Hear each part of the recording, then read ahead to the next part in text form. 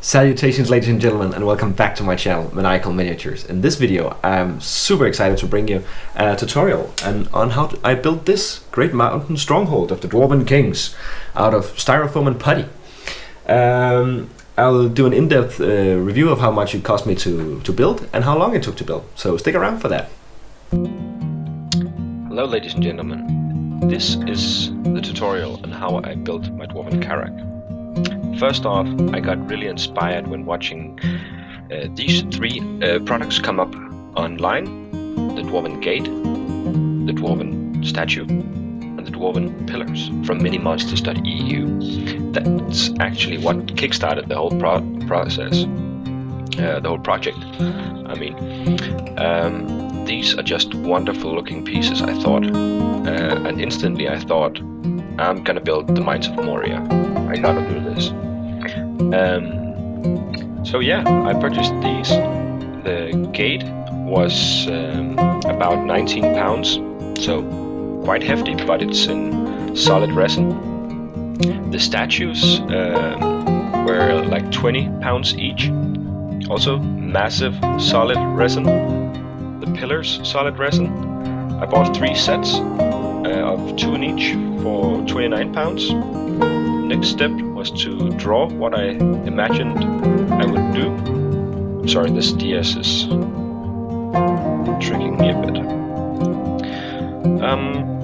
So yeah, I got them home and checked them out next to GW's miniatures. And as you can see, it's quite a nice scale. You get this sense of grandeur. And the pieces from Mini Monsters, they were just perfect. There were no flash or anything. They were just put them in soapy water and yeah, they were great. So yeah, I got this kitchen cabinet shelf from a discard pile at Home Depot for 2.5 pounds. So that's what you're seeing here.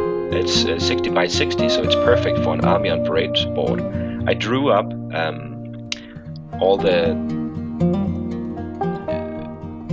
basics for the Karak inside. I drew up lines where I wanted each thing and just a rough sketch of what I wanted to do with it.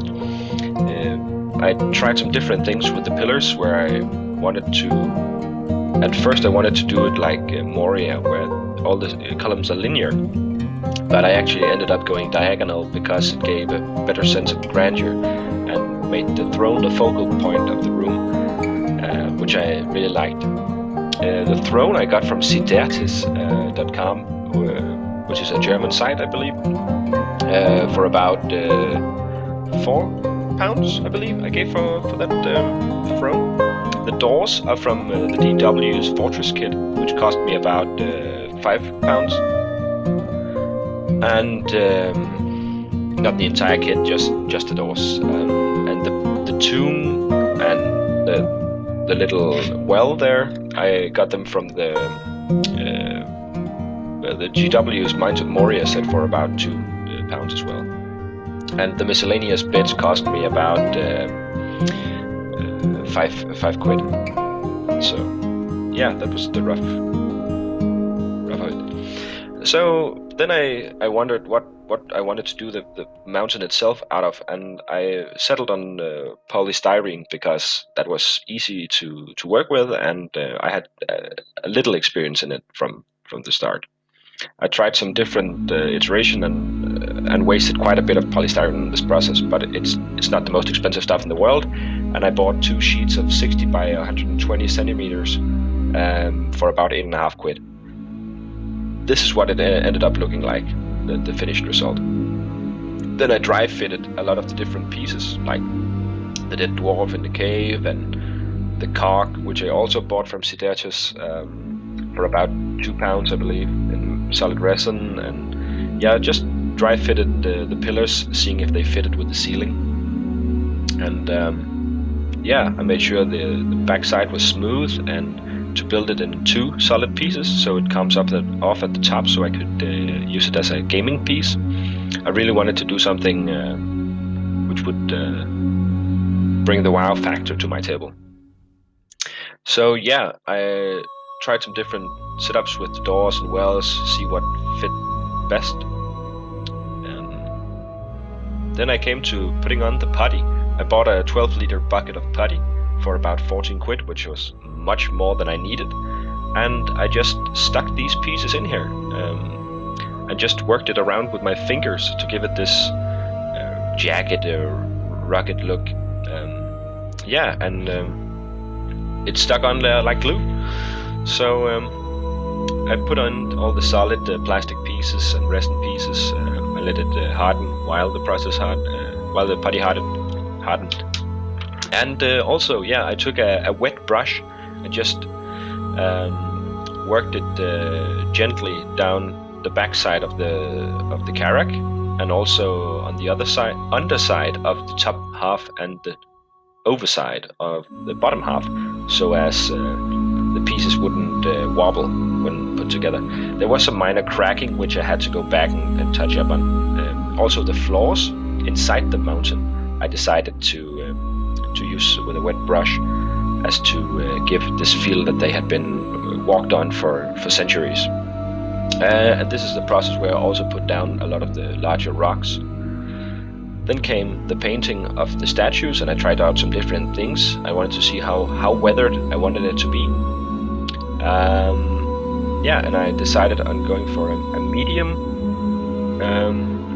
oxidization of the copper, because I thought, well, the dwarves, they would go ahead and polish some of it, because tarnishing the ancestors is not a good thing in the dwarven mines.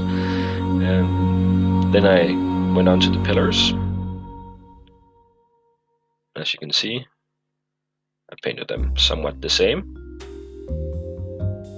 In retrospect, I really would have done it differently with these podiums they stand on. I would have turned them just 45 degrees, one of them, so the writing in front would have been different. But yeah. Then came the pillars. That's a poor picture. That's a better one. And I decided to put on some golden filigree as to give this sense of wealth and wild splendor to the caves. I decided against it on the middle bands, these like Celtic bands around the columns, as to not give it too much. And here it is, my Karak, with the next step, which is sand. I just found this sand lying around. I had some from when I had aquariums, and that was basically free. You can find it at the beach or wherever. And just some loose pieces of ground up cork and so as to give some nice mixed textures. I put the finest sand on the footpaths and the terrace, as to make this feeling that it has been worked over for several centuries as well. Then came the first base coat, which was a harsh dry brush of just a basic hobby store acrylic gray. I worked it up in two gradients, so a darker or rather a lighter dry brush to start with, and then I gave it a really harsh dry brush as to give it a lighter look afterwards. So I built it up over time. Then I just popped some GW shade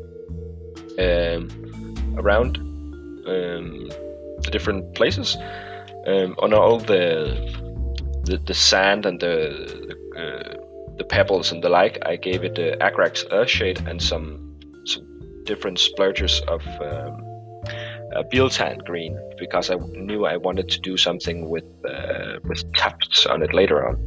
And then I just gave all the larger rocks a big blob of Corax earth shade as to make them pop a bit more. Then I worked over the entire inside. I painted all these pieces while they were inside. Some might recommend against it, but it worked out. Except for the pillars, of course. I painted them separately and glued them in afterwards. But I painted the rock face by priming it black, then base coating it in Celesta Grey, and then I shaded it with Corax Earth Shade, and then lastly a dry brush of Ulthuan Grey, as to give it this nice almost white popping look. I wanted to be to have this cold feel, so I used a lot of lighter gray. Then came all the trees. I got a ton of trees for like 15 quid or something. And then came the tufts. That was about 6 quid or something. And yeah, that was about it as the finished product. At least here on the pictures. All these barriers was quite a hassle to paint while it was on, as well as the loot inside the troll cave. That was trying. But it was quite fun. I used 2 spray cans to prime this. I used a Chaos Black and a Corax White, which was about 30 quid. I gave it first an overall black coat, and then I gave it a light dusting from above with white, because I knew I wanted to snow the top. And the snow, I kind of goofed there and got like 6 texture paints, the Valhallan Blizzard from GW, and that was about 30 quid or something. That was super expensive. In retrospect, I might have gone a different way with that.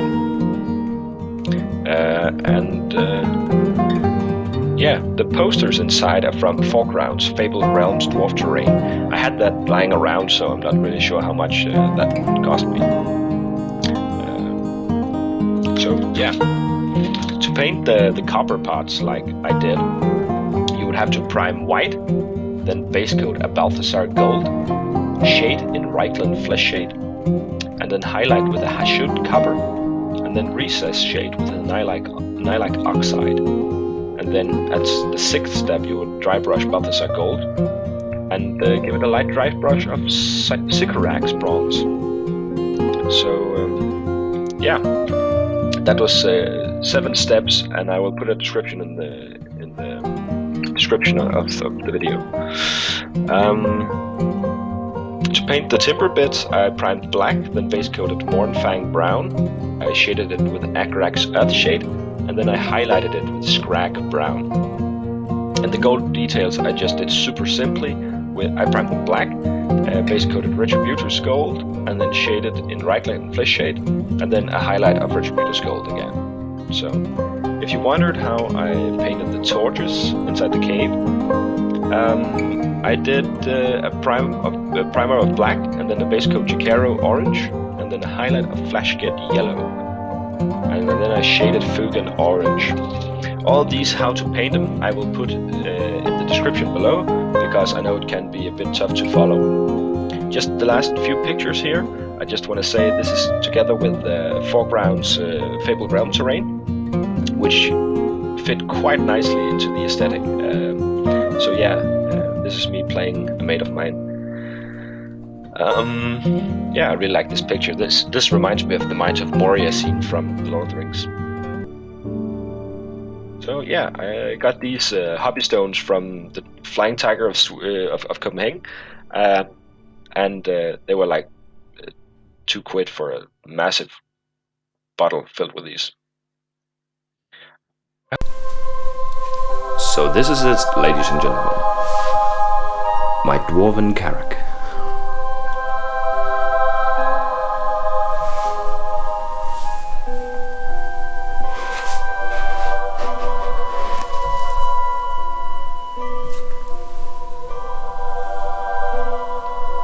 The great ancestor wardens at the gates, and the ancestral gate of the kings.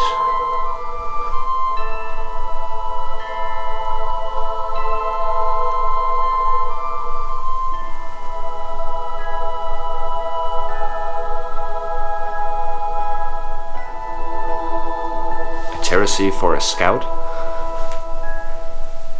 and a hidden footpath up the side of the mountain, leading to what? But an old troll cave.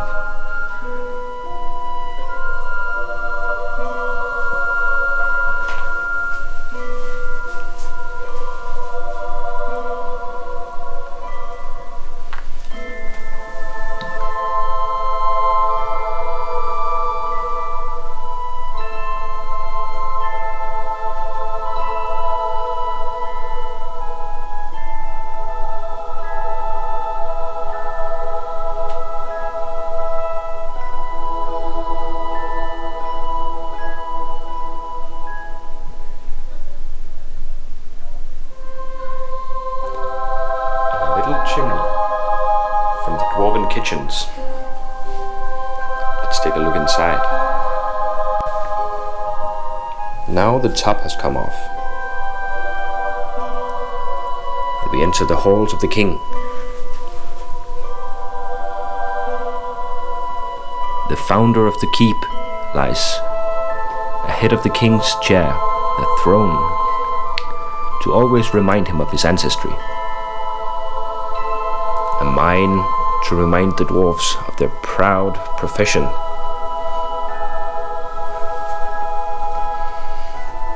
Tapestry to remind the dwarves of their proud traditions. Actually, most things is about reminding them of their tradition.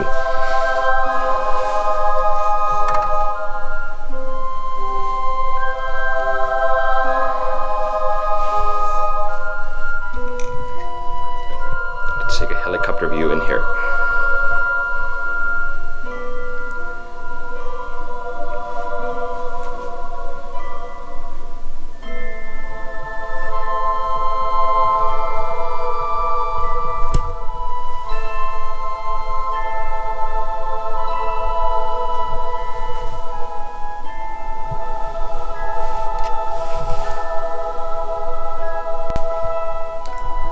And we're back with a rear view into the mountain.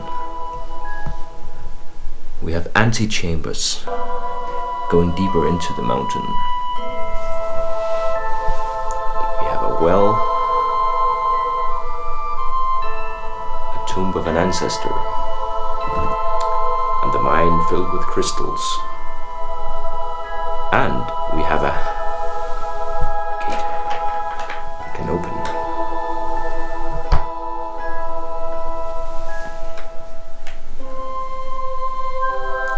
Bar the gate.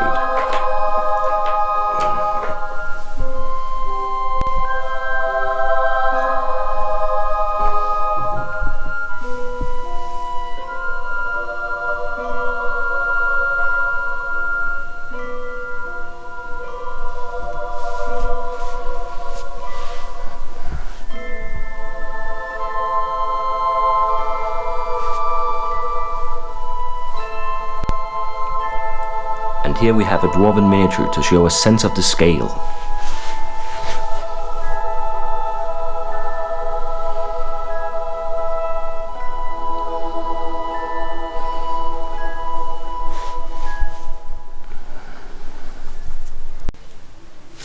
That was it, ladies and gentlemen, for this tutorial on how to build a Dwarven Karak, or mountain stronghold of the kings. If you like this video, give it a thumbs up and subscribe if you'd like to see more related content. There's a new video coming out each weekend. You can click this video up here if you like to see something else I've made. Also, what would you have done differently if you were to build something like this? Would you have done anything differently? And did you like the project? And remember, in the immortal words of Jimmy Elliot, when you are somewhere, be all there. See you in my next video.